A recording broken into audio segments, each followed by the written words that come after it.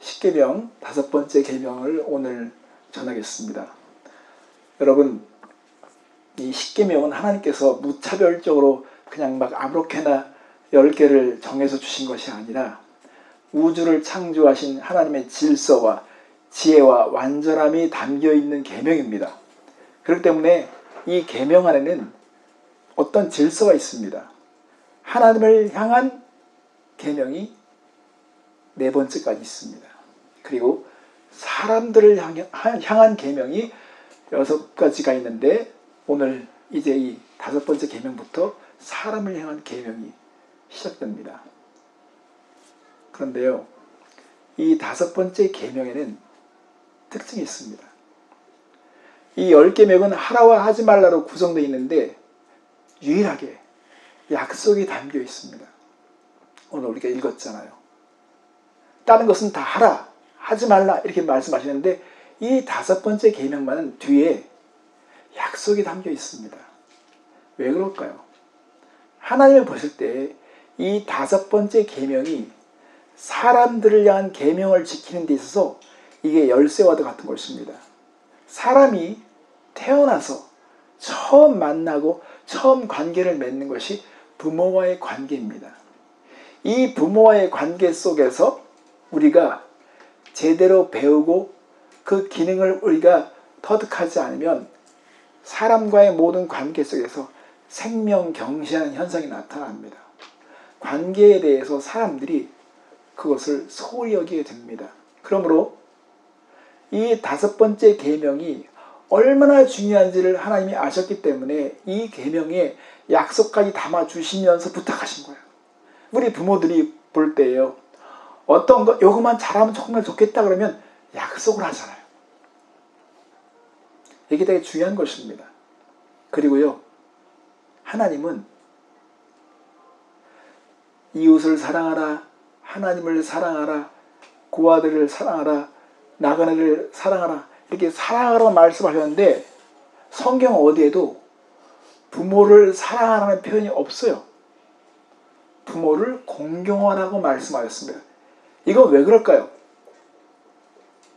공경한다고 하는 것은요, 이 공경이라는 것은 카보드라고 하는 히브리어에서 이게 무게예요. 하나님의 영광을 나타내는 그런 말인데 이걸 명령으로 사용했는데 이게 뭐냐면 무게 중심을 두라는 거예요.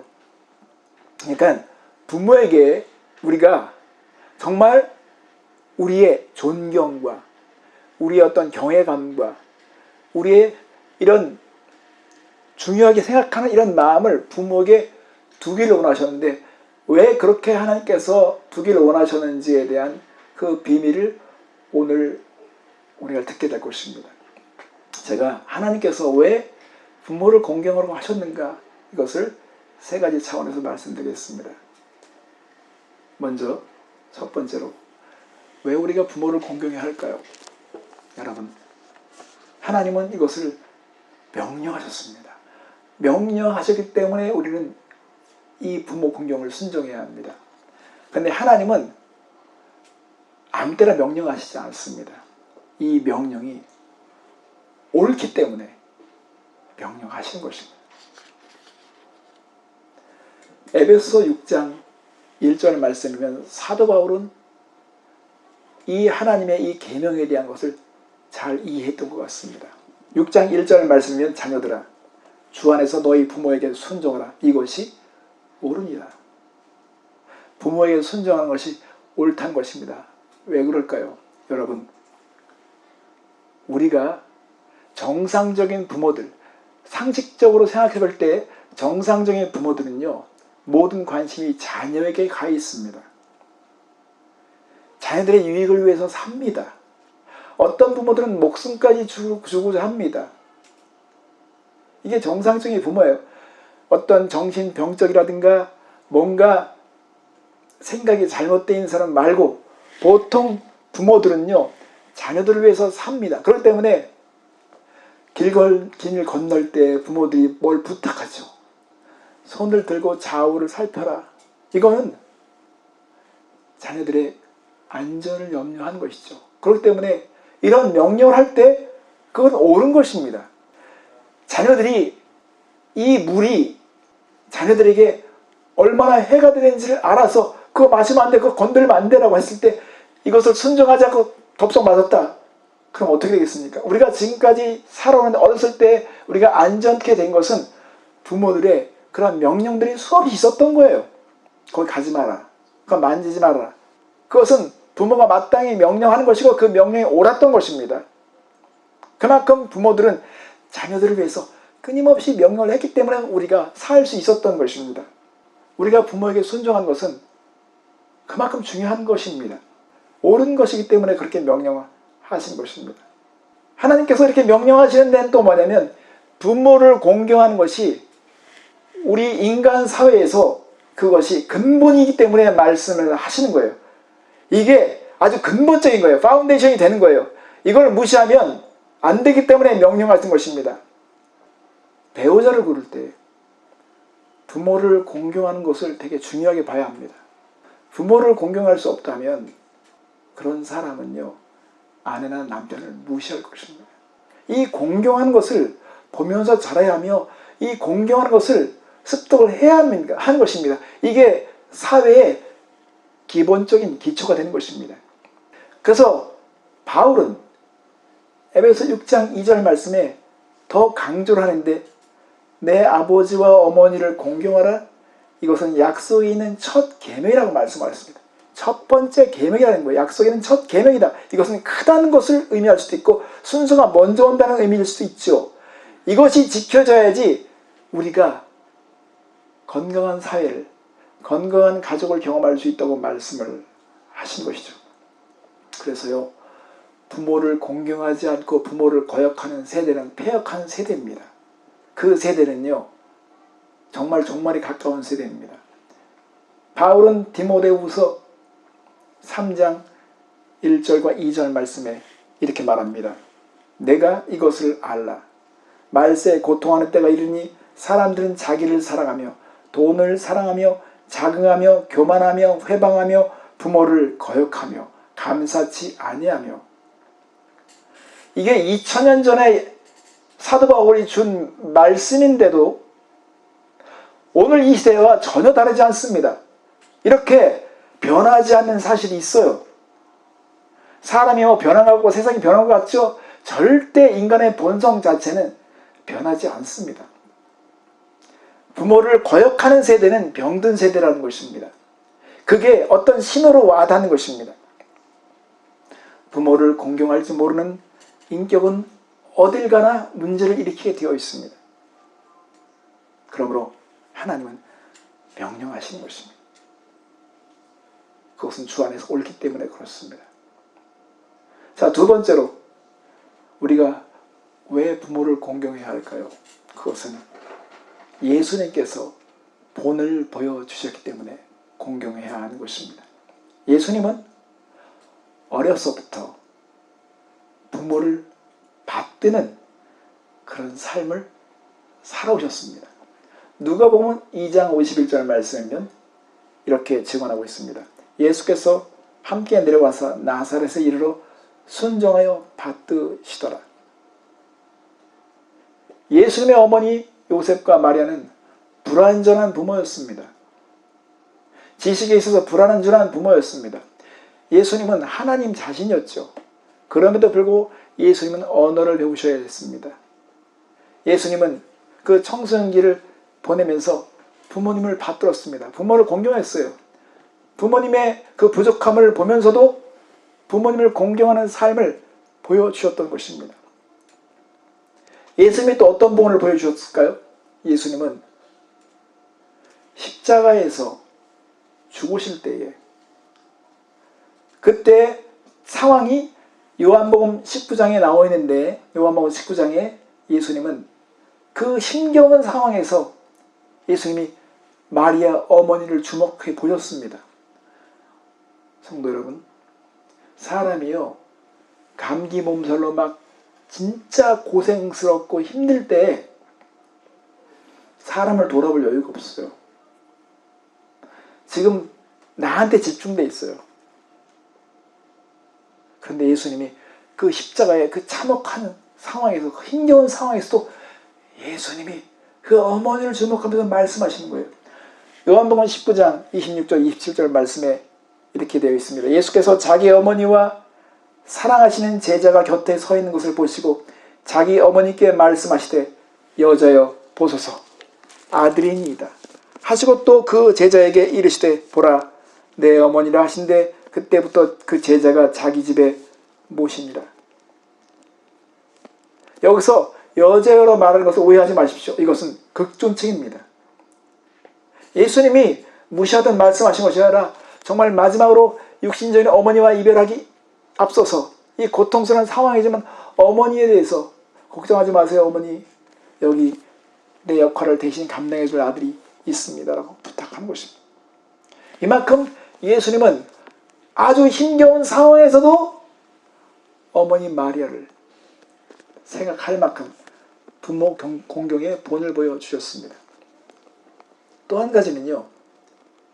마가복음 7장 말씀에 보면 예수님은 그 당시에 바리새인들이 부모 공경에 대해서 얼마나 이율배반적인 행동을 보였는지를 보시면서 공격하시던 말씀하셨습니다.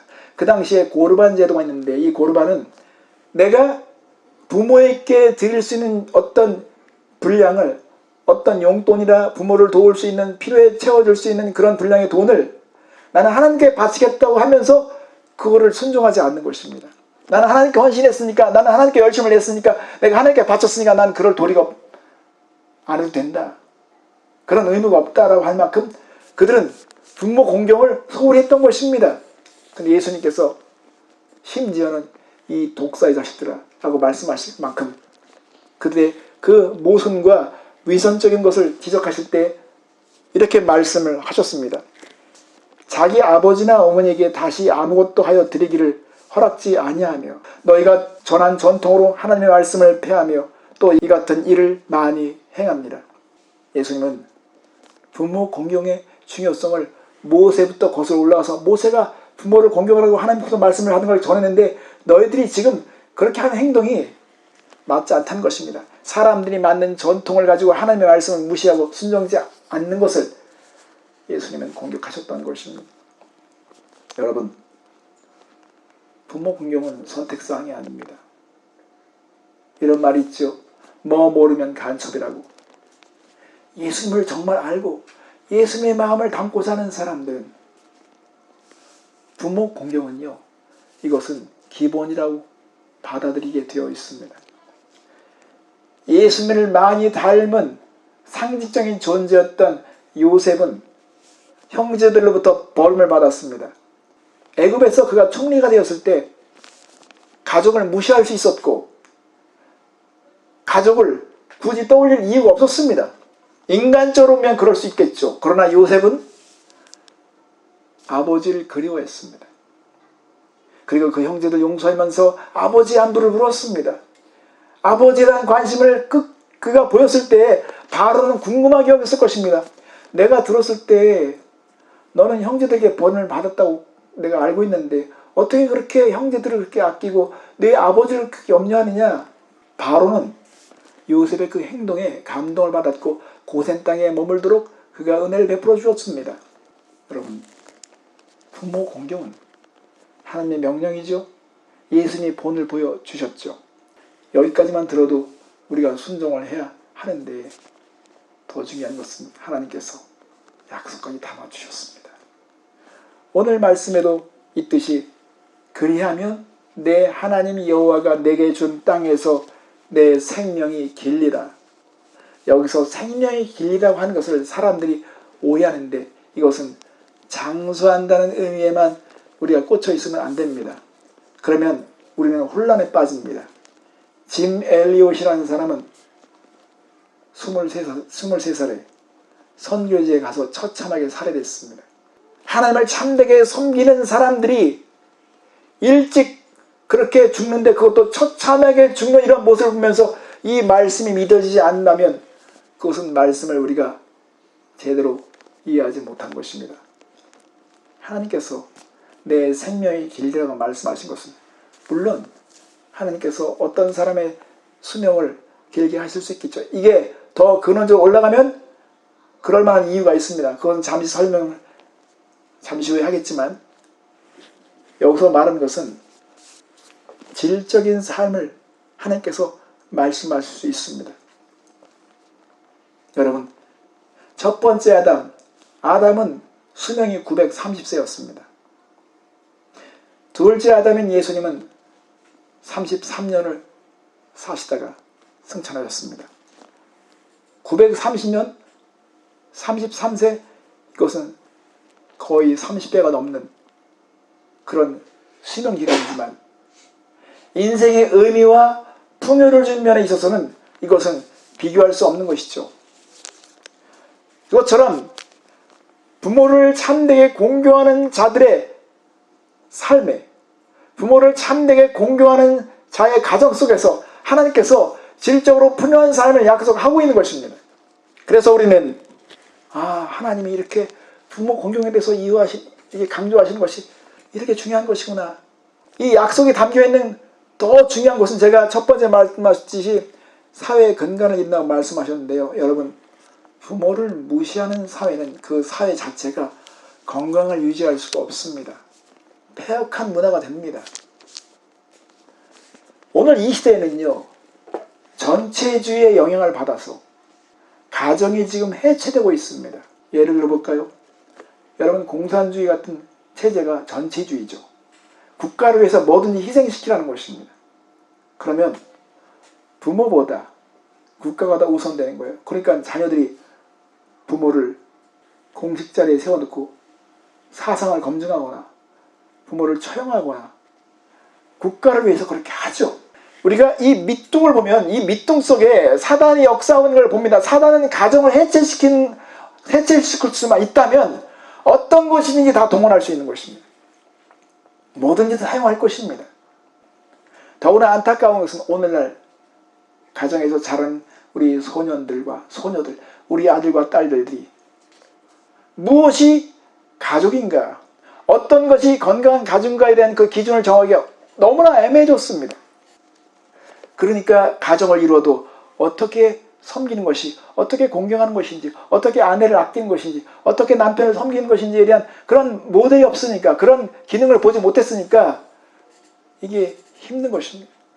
이게 다 악순환이 반복되죠. 여러분, 이것은 자녀들에게 부모를 공경하라고만 말씀하신 거라고 받지 마십시오.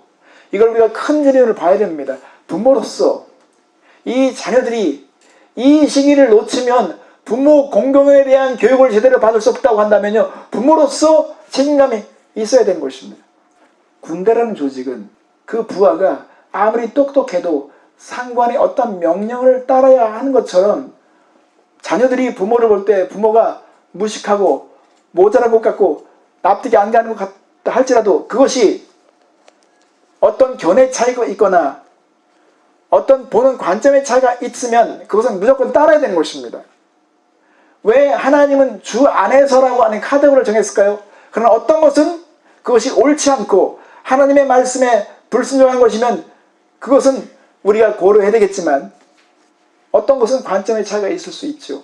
군대에서 지금 공격을 해야 할 것인가 아니면 후퇴해야 할 것인가, 여기에 대해서 의견이 분분할 수 있죠. 그렇지만 상관이 어떤 것을 결정할 때 부하가 그것을 따르야 되죠. 따르지 않으면 그는 항거하기 때문에 군법회의에 소집이 되겠죠. 그것처럼 가정은 어떤 이런 질서가 있어야 되는 것이고, 그런 질서 속에서 사람들은 사회의 어떤 도덕적인 권위를 배우게 되는 것입니다. 세상에는 절대적인 어떤 권위에 순복하는 것이 있구나. 하나님은 부모에게 하나님을 대리할 수 있는 권위와 어떤 위치를 자녀들이 어린 시기에 주신 것입니다. 그렇다면 부모는 거기에 대한 책임이 있어야 되겠죠. 근데 이 책임을 미성숙한 부모들이 감당할 수 없다 보니까 모순되는 걸 겪죠. 그러니까 이 시대는요, 계속 악순환인 거예요. 자녀들은 존경할 수 없는 부모. 그래서 부모들이 자녀들에게 기대하는 것은 존경을 기대하니커녕 사랑받기 위해서 간애고라는 것입니다. 오늘날 부모들이 넌 날 존경해야 돼, 넌 날 공경해야 돼, 내 명에 따라야 되라고 말하기보다 자신감이 없어요. 왜? 그런 걸 배우지 못하니까. 그냥 나를 좀 사랑해줘, 나를 좀 관심을 가져줘. 그래서 하나님은 말씀하신 거예요. 내 부모를 사랑하라 정도가 아니라 내 부모를 공경하라고 말씀하시는 것입니다. 얼마큼 부모들이 나약해졌길래 자녀들에게 명령할 수 없을까요? 얼마큼 삶의 본을 보이지 못했기 때문에 그만큼 부모들이 단지 사랑을 구걸할 만큼 이렇게 연약한 관계가 됐을까요? 부모가 삶을 그렇게 살고 죽을 용의가 있고 주님의 뜻을 분명히 안다면 넌 이거 해야 돼. 이 명령 따라야 되라고 말을 하겠죠. 지난주도 우리가 아버지들이 잠깐 모여서 여기서 얘기한 걸 들으면서도 많은 생각이 들었습니다. 자녀들은 기준이 여론이고 친구들의 압력이죠. 이런 것들을 다 깨부실 만큼 부모가 분명한 진리에 서 있어야 합니다. No! 세상에 아무리 그렇게 얘기해도 하나님이 그렇게 말씀하지 않았어. 이렇게 해야지 자녀들이 납득이 간 것입니다. 그렇지만 부모가 못 살면 그 말도 무시하게 됩니다. 정말 지켜야 할 때 지키지 않으면 어느 상황에서는 그 명령이 통하지 않죠. 그래서 우리에게 삶을 요구하시는 것입니다. 자,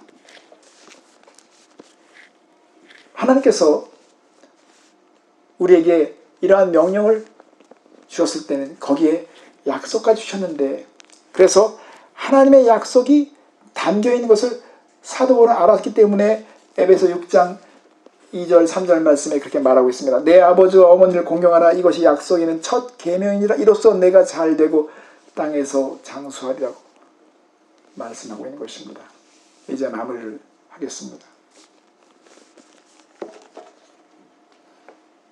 우리가 하나님의 이 부모 공경에 대한 명령을 지켜야 하는 것은 하나님께서 명령하셨기 때문이다. 예수님께 본을 보여주셨기 때문이다. 약속까지 담겼기 때문이다 하셨습니다. 그렇다면 우리가 어떻게 실천해야 할까요? 부모 공경은 말로만 되는 것이 아니라 우리가 구체적으로 우리의 말과 생각과 언어 속에서 그 무게감을 실어줘야 합니다. 부모를 그렇게 존대해야 합니다.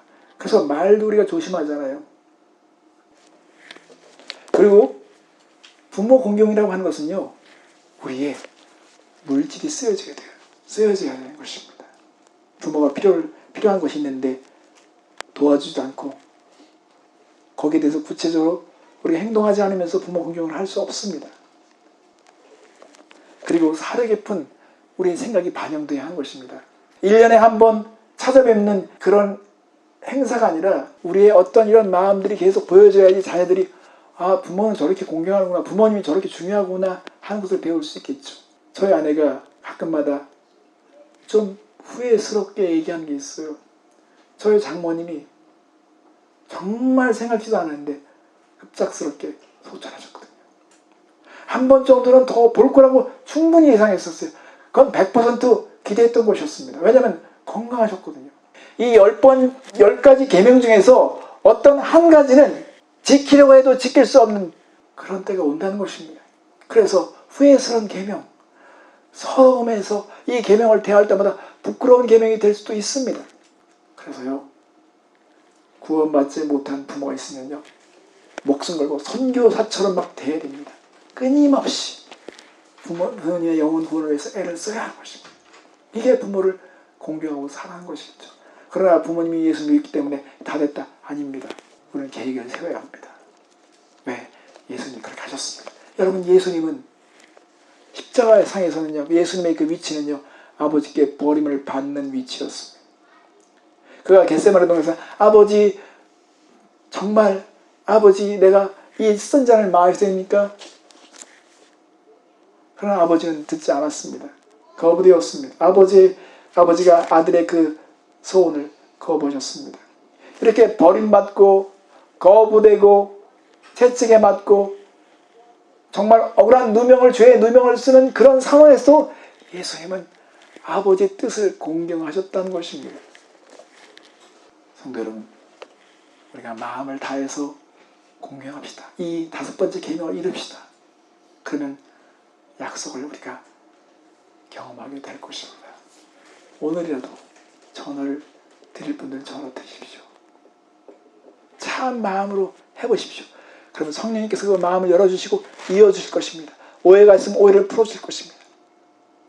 이 사랑은 인간적인 사랑이 아니구나. 어떻게 저는 초자연적인 사랑이 나올 수 있을까? 거기서 막 마음이 녹아내릴 것입니다.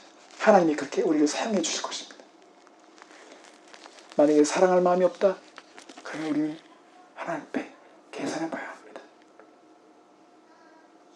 그래서 하나님은 공경하라고 말씀하신 것입니다. 이 5번째 계명이 여러분의 삶에 풍요를 가져다 줄 수 있었으면 좋겠습니다. 기도하겠습니다. 하나님 아버지, 우리가 진심으로 우리의 마음을 담아서 우리의 육신의 부모들을 생각하고 공경할 수 있기 원합니다. 돈이 없어도 우리의 관심과 우리의 말로 부모를 공경하며 존대히 여길 수 있기를 원합니다. 하나님 아버지, 그래서 우리 부모들이 정말 자녀의 존경을 먹고 아버지 존경을 경험함으로 영광스러운 생애를 살아갈 수 있도록 하나님 우리를 사용하여 주시옵소서. 우리에게 이렇게 친절하고 또 구체적으로 약속을 주심을 감사드립니다. 하나님, 우리 자녀들이 정말 질적으로 또 풍요롭고 의미 있는 삶을 살아갈 수 있도록 아버지 우리가 애쓰고 수고하게 하여 주시옵소서. 오늘도 주님 이 계명을 우리의 삶에서 실천할 수 있는 용기를 주시고 그 마음에 넉넉함을 허락하여 주시옵소서. 감사드리며 예수님의 이름으로 기도했습니다.